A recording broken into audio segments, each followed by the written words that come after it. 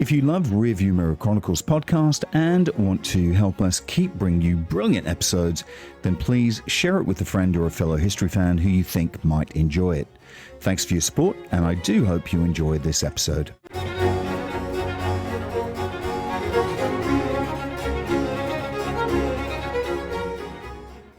That civilization may not sink, its great battle lost. Quiet the dog, tether the pony to a distant post.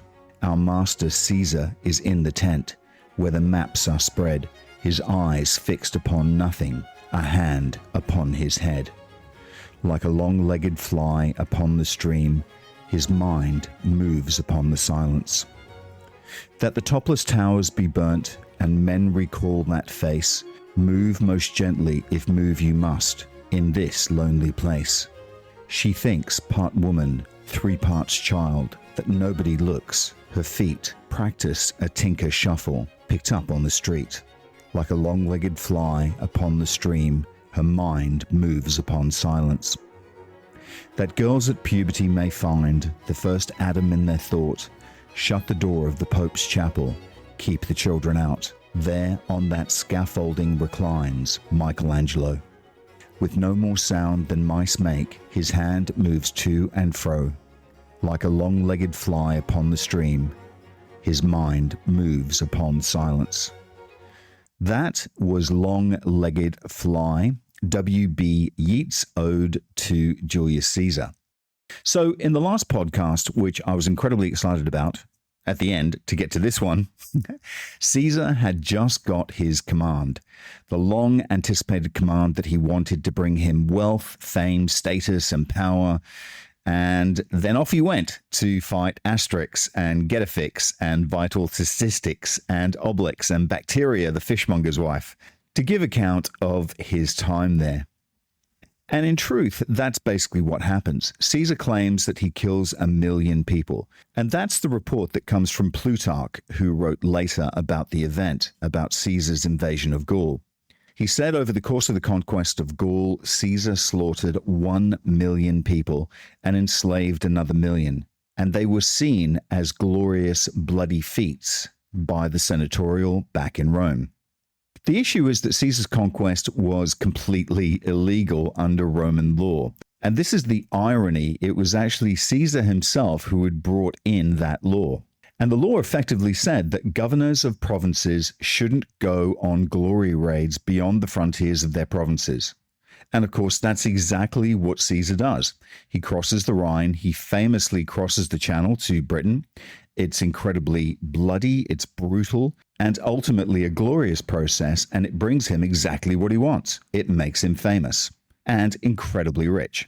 It's the Churchill thing where he says that history will be kind to me if I write it. And Caesar does exactly that. You know, his famous commentaries, he wrote voraciously while he was there. And he makes sure that everyone back in Rome is kept abreast of his great feats, which he reports in I suppose you would call them a tone of sober modesty. And he starts to lavish money on the people, and then by bribing the high flyers in the Senate. He recruits large numbers of legions, so that the 13th legion, which he actually takes to the Rubicon on his way back, he recruits that legion somewhere around 58 or 57 BC. And it follows him for 8 long bloody years across Gaul. And of course, back in Rome, there are large chunks of the Roman elite that actually regard him with hatred. And it's a hatred that hasn't been felt for any leader before, because he's so powerful, because he's so wealthy, and because he's so successful. Everything Caesar touches turns to gold. And of course, back in Rome, Pompey and Crassus, although they work together to help Caesar, they still hate one another. And this is how this story actually started. So there's every prospect that the triumvirate will fall to pieces. And keep in mind, it's not an official arrangement. It's kind of a shadowy, behind-the-scenes agreement between the three of them that had always operated in Rome. And the very fact that these 3 men are so powerful, they can basically run Rome as they want. But by 56 BC, Pompey and Crassus hate each other so much that even the riches of the triumvirate can't keep them together. They've fallen out. and now they don't even acknowledge each other when they walk into the Senate. And then there's a guy by the name of Demetrius Ahenobarbus, who comes from a very distinguished senatorial family. And he's a massive snob. He hates Caesar, and he decides that he's going to run for consulship on the ticket of effectively canceling Caesar's command. And so it looks like everything might actually fall to pieces. And of course, Caesar can't have this, and he basically knocks the heads of Pompey and Crassus together, and he says, pull yourself together. He actually meets up with them in a place called Lucca, and it's a town that is just within his province, so he's safe. Their secret agreement is reanimated, and by the terms of it, Pompey actually gets the province of Spain for 5 years, Crassus gets the province of Syria for 5 years, and Caesar gets an extension of his command in Gaul for another 5 years. This is how powerful these three men are. They have this secret meeting, they come to an agreement, and Pompey and Crassus go back and they make sure that the Senate and the senators sign off on it.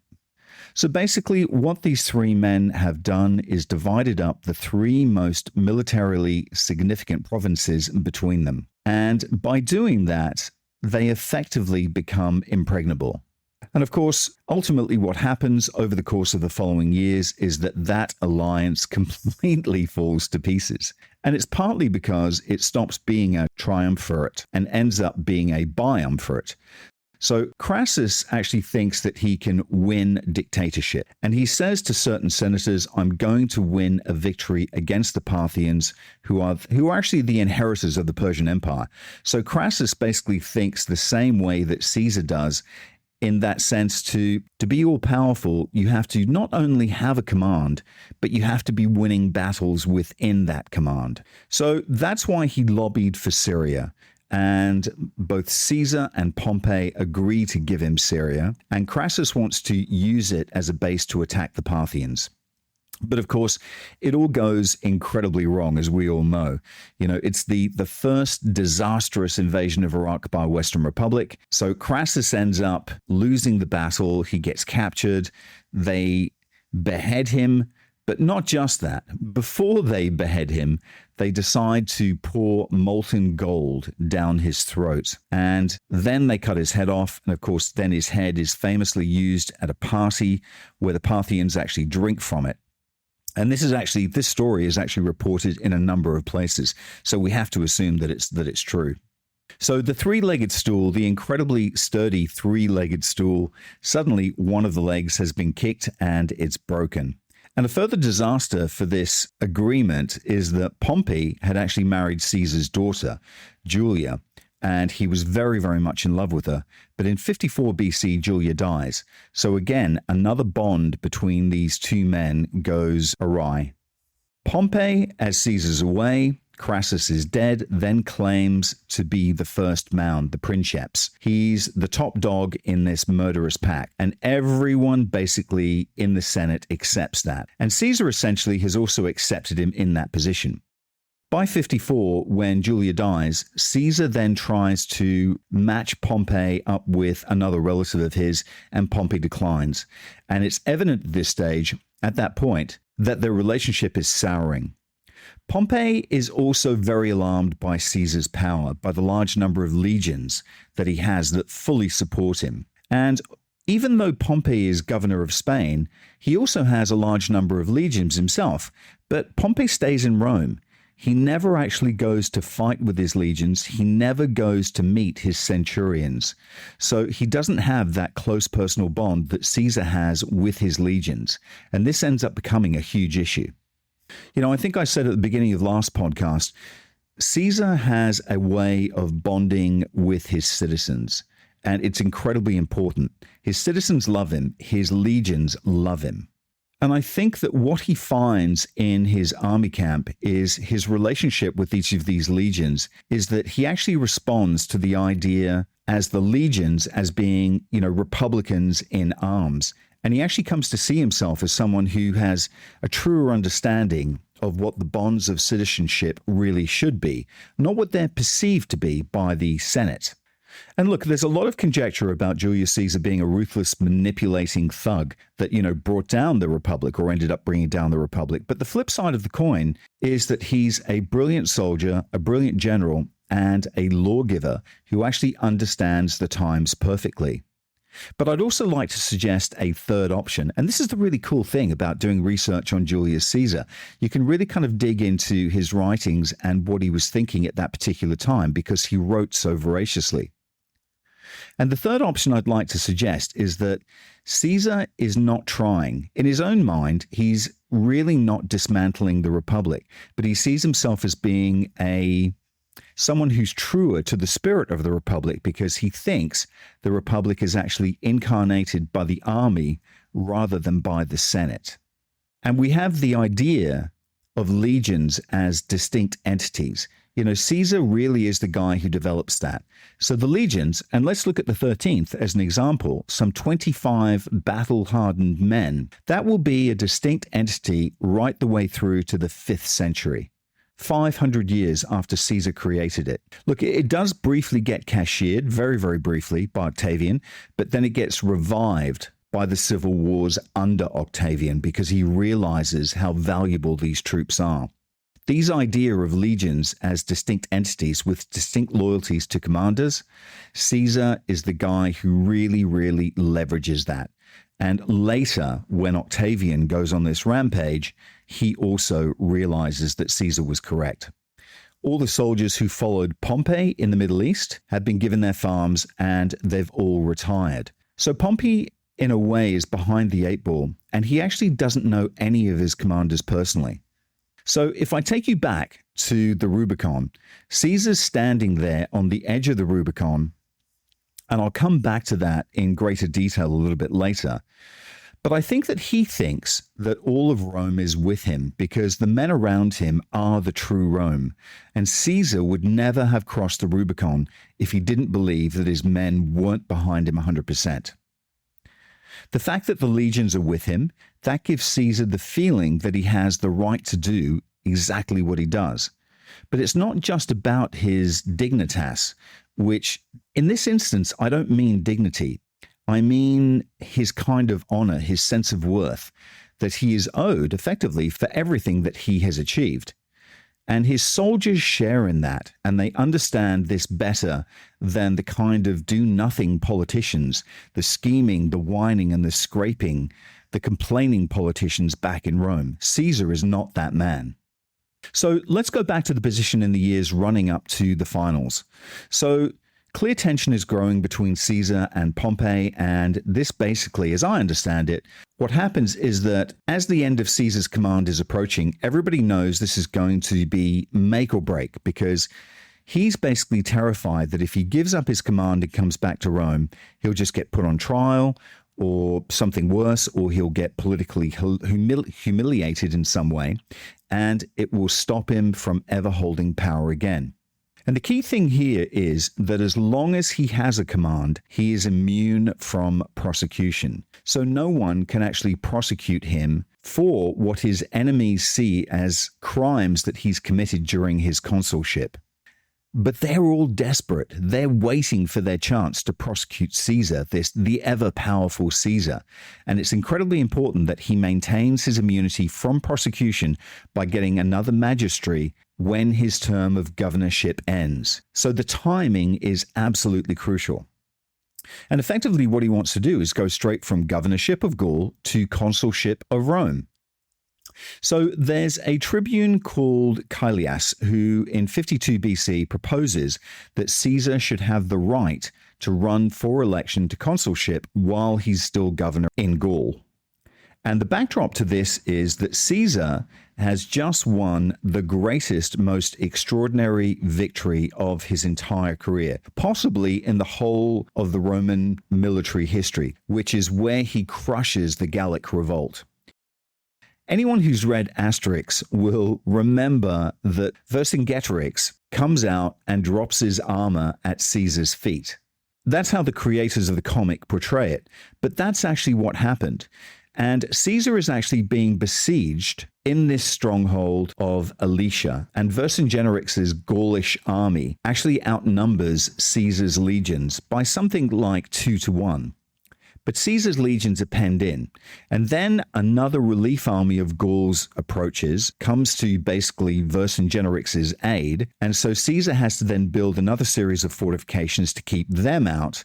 So effectively his legions are being attacked on two sides by two massive armies, both of which outnumber them. And somehow Caesar wins the day and he slaughters them all. And this essentially ends the Gallic revolt. And of course, everyone back in Rome has to recognize the astonishing scale of what Caesar has achieved. You know, Caesar has effectively given them Gaul. There is no more resistance left. So the Senate then votes in 20 days of Thanksgiving. And this is the backdrop to where Caelius is able to say, okay, look, his achievements are such that he should be allowed immunity and he should be able to run for consulship while he's in Gaul. Now, Caesar's enemies actually refuse to countenance this. They hate him so much. So Caelius is the tribune that's actually trying to push this through. He's also a great friend of Cicero, the amazing Roman orator, and he gets Cicero to write Caesar a letter.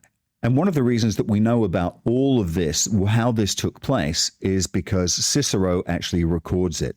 Cicero writes to Caesar and he says, you know the forum, some decisions will be reached about Gaul, and then someone will stand up and complain about it, and then someone else stands up in turn, and so it drags on. This is one elaborate game that you are going to lose. And the horror of the situation is that no one can see a way around it. And the person for whom this is a particular nightmare just happens to be Pompey, because he doesn't want to have to choose. He doesn't want to have to alienate Caesar because Caesar is so powerful and so dangerous. However, in 51, he's forced to make a decision and he has to draw a line in the sand, and he comes out against Caesar and publicly says he should lay down his command and return to Rome. And then he specifically says that he is going to act like a father to Caesar. And this is incredibly offensive when you consider what Caesar has achieved in Gaul. And effectively what Pompey is doing is laying claim to the right of being a father to Caesar and therefore being the senior operator within the Senate. You know, it was such a strange decision. And I then wondered if Pompey could have then chosen differently. Could Pompey have thought, well, you know what? I actually don't want to risk civil war. I've basically got half the power. So was that his great mistake? And I think what he should have done is just carved up the power with Caesar and just got on with it. I mean, retrospectively, that would have worked out better for both of them. But I think the opportunity to, well, it wasn't just to pose a threat, you know, as defender of the Constitution. I mean, Pompey actually believed in the Constitution. Even though Pompey himself engaged in endless kinds of criminal, unconstitutional actions, at his heart, he wanted the approval of the constitutionalists. And I think that's the big issue. And so the chance ultimately to pose as the defender of the Constitution, I think it was too big an opportunity for him to refuse. And so once Pompey had swung beneath the constitutionalists, it means that no resolution between the Senate and Caesar or Pompey and Caesar is ever possible. So you go into the 15th of December, 50 BC, and one of the two consuls goes out to Pompey's villa in the Alban Hills outside Rome, and he takes a symbolic sword and hands Pompey the sword, and he says, "We charge you to march against Caesar and to defend the Republic." Pompey takes the sword and says, "I will do so. I will do it if necessary." And that's when it becomes entirely evident to the entire Senate and to Caesar himself that there's going to be the almightiest clash between Caesar and Pompey, the two most powerful men in the land.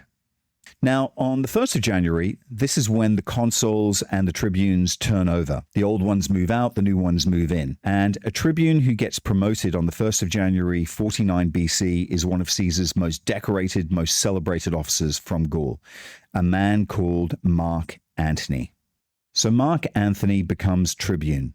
He's Caesar's man in the Senate. And on the 1st of January 49, Antony reads out a proposal in the Senate from Caesar that both Caesar and Pompey should lay down their commands simultaneously. It's actually a really good, smart compromise. But the Senate decide that this might look too favorable on behalf of Caesar. And keep in mind, they're committed to destroying Caesar, so they suppress it. And by pushing for total victory, they lose the chance to bank a win. Then they vote and they agree on a date by which Caesar has to give up his commands and return to Rome, and that gets passed. Now, tribunes famously have the veto, and Antony vetoes this measure. And the Senate, rather than accepting that, they are constitutionalists at heart, and they're perfectly happy to bend the Constitution when it suits them. They decide to ignore that veto, and they then declare a state of emergency. Now, please tell me I'm not the only one that this doesn't sound familiar to in our current day and age. I mean, seriously, doesn't this all echo of a certain president's last days in office? I'm just saying, history repeats itself, folks, and we have to learn by these mistakes, because this, on the Senate's behalf, is a colossal mistake. So on the 7th of January, they declare a state of emergency. Antony very, very flamboyantly disguises himself as a slave, as does Caelias and another Caesarian tribune, and they hide in a wagon and they head off to Ravenna, which is where Caesar is waiting with his 25,000 legionnaires from the 13th Legion. And there is a little bit of confusion in the sources about when exactly the tribunes get to Caesar. Some say it's before the Rubicon, some say it's after the Rubicon, but it's in Ravenna. And Caesar basically then has to face this excruciating decision. Does he cross the Rubicon or not? And at last, folks, we have finally reached the banks of the Rubicon. And on that note, that cliffhanger will be back straight after the break, after some words from our sponsor. Autonomous is your one-stop shop for your Malaysia My Second Home visa. But they are much more than that. When you sign up with Autonomous, you become part of a larger community, a community that cares about you in Malaysia. And that's important when you move to a new home. So for more information, call Autonomous or WhatsApp them on +60 12 493 7270, or visit their website www.penangmyhome.com. And we're back. So Julius Caesar, he's there at the bank of the Rubicon, and I've had a lot of questions about this moment from listeners who have wrote in saying, what would have happened if Caesar hadn't crossed the Rubicon? What was Caesar intending to do? Was he ever going to cross it? And what were his other options? I mean, look, he's always going to cross the Rubicon. Remember, Sulla had already done this. Sulla had already marched on Rome. So Caesar crossing the Rubicon is not such an unprecedented event in Rome.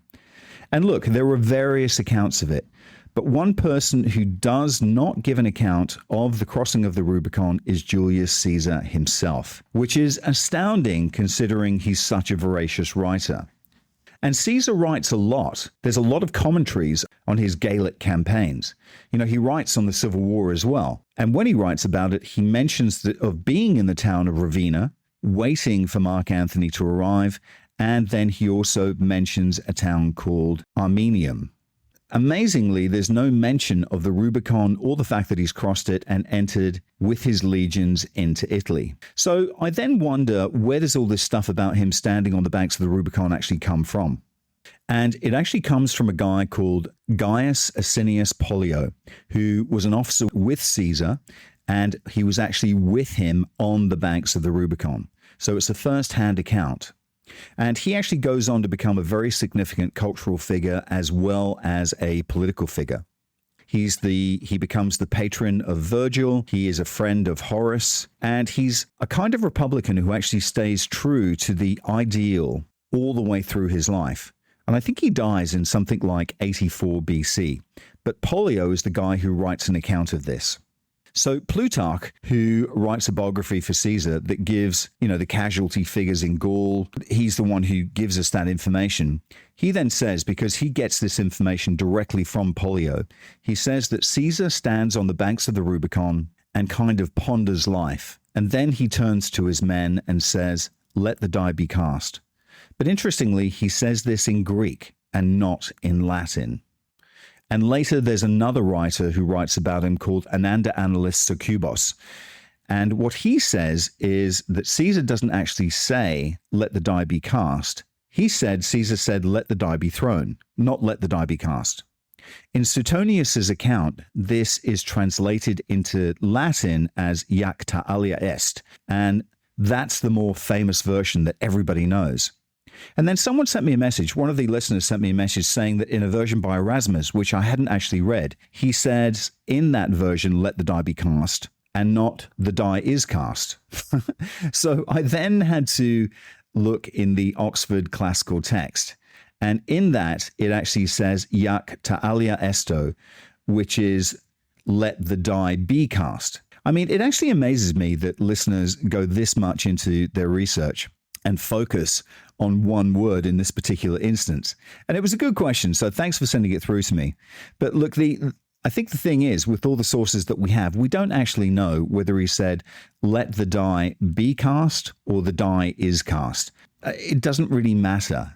I personally happen to think that he said, "Iacta alia est," "let the die be cast," because that's what Pollio clearly remembers.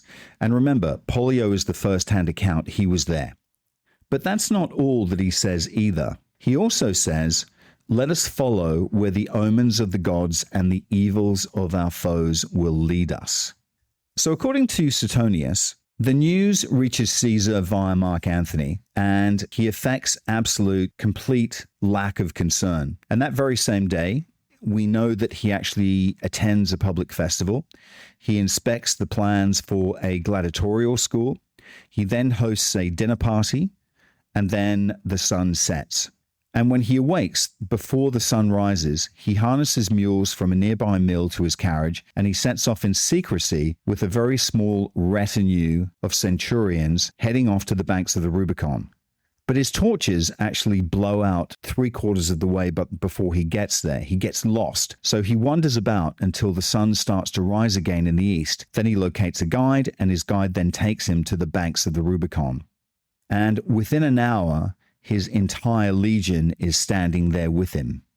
And again, according to Suetonius, he says, "Even now we could turn back, but once we have crossed that tiny bridge, everything will have to be decided by war." And then according to Suetonius, a wondrous thing happens. Nearby him, on the banks of the river on the other side, a remarkable beauty abruptly appears, sitting and playing on a pipe. And when some of his soldiers, some of his trumpeters among them, abandon their post to join the large number of shepherds who had actually run to listen to the music, the apparition then snatches a trumpet from one of the trumpeters, leaps into the river, and sounds the Roman advance. And that's when Caesar says, "Let us go where we are summoned, both by divine authored signs and by the wrongs that our foes have done us. Let the die be cast." So this is where this all takes place. So it's actually an incredibly dramatic moment. And Caesar crosses the Rubicon. Civil war then ensues. Pompey is eventually defeated. All the armies of Caesar's enemies are defeated. And then Caesar follows in Sulla's footsteps by making himself dictator. Unlike Sulla, who Caesar says was an idiot for having laid down his dictatorship, he appoints himself dictator for life. And the crazy thing is, he is eventually assassinated by the people that he has pardoned and forgiven, the senators that he had pardoned and forgiven. And if you remember back to episode 1, when Sulla took on this position of dictator, he aggressively went after, the people who opposed him. He had them slaughtered in Rome in the middle of the night. He had rewards put on their heads. Caesar doesn't do that. And in a way, his own clementia has actually come back to bite him. Because what happens is when he forgives these guys, they feel humiliated by his forgiveness. And the absolute paradox of that is that Caesar pardons them because, in that sense, he is a true Republican. He doesn't want to play the game like Sulla by executing his rivals. He doesn't want to, as I've said, put bounty money on their heads. And the people he's pardoned, well, they murder him. And they murder him because they think he's murdered the Republic. But they're only able to do that because he's pardoned them for impeccably Republican reasons. So to cross the Rubicon in modern idiom is to take a decision that changes everything, and there is no going back. But then I wondered, does it actually change everything though? Don't you think what follows is to some degree inevitable? The collapse of the Republican system and the rise of basically an imperial dictatorship. Or do you think Caesar actually did it to make all that happen? I actually think that had Pompey swallowed his pride and negotiated with Caesar, you could imagine a continuation of the Republic as it stood. But look, they may well still have ended up fighting a civil war, but I'd like to imagine that they wouldn't. Had Caesar's opponents been less obdurate, could you imagine him becoming consul and maybe not dictator for life, and then being embroiled back to the cut and thrust of what was Republican politics? I don't know. I think that the reason that we remember Caesar and not Sulla, partly is because Caesar's march on Rome is properly terminal for the Roman Republic. Caesar is never going to do what Sulla did, but I think it's also because you have that physical idea of the river, the Rubicon. And it's the idea that on one side of the river you have the Republican, on the other you have the empire. On the one side you have freedom, and on the other you have tyranny. Or if you prefer, on one side you have anarchy and chaos, and on the other you have order. And it's a kind of primal dividing line in what will become Western politics, isn't it? And that's why it's remembered, because Rome does serve this primal role in the eyes of the West, even to date. And the counterpointing of a republican system of government with an autocratic system of government, those are the kind of great poles around which the Western political imagination has always revolved. Always. I think what's really interesting to think about is that it's Caesar who is totally remembered for this, when the man who really incarnates that change is the man who ends up as his adopted heir, his great nephew, Octavian Augustus. Caesar is not the first emperor of Rome. Augustus is. But everybody's heard of Julius Caesar. Even people who have no interest in history at all have heard of him. And probably even a lot of people who have no interest in history have heard of actually the crossing of the Rubicon. But people who have no interest in history have not heard of Augustus at all. And I would say it's because Augustus fails his powers. Augustus enters a compact with the Senate that the Senate will pretend to be more powerful than it is, and Augustus will pretend to be less powerful than he is. Caesar never did that. And in some ways, that was his downfall, in that sense that he is a true Republican. He wants his glory, he wants his dignity, he wants his fame. And Caesar's powers are demonic and sublime. And he has these qualities of boldness, of dash, of perseverance, of yearning to be the best. But in a way, it's the essence of what the Republic has always been and why the Republic has become the superpower that it did. One way to define a tragedy is that qualities that under normal circumstances would be positive actually become negatives. And in that sense, I suppose Caesar, he's a very Republican figure, but he becomes a kind of cancer, I guess, within the body politic of the Republic. That all those qualities that have been working for the Republic turn against it. And you know what? A dynamic force is a terrible thing. And that's pretty much how the Romans think of Caesar. Augustus is a great politician, but you know what? Caesar is a greater man. He was a great conqueror. He was a great political leader. He was brilliant at almost everything he touched. And I think there's something terrifying to people about someone like that. Thanks for listening in, folks. Bye for now.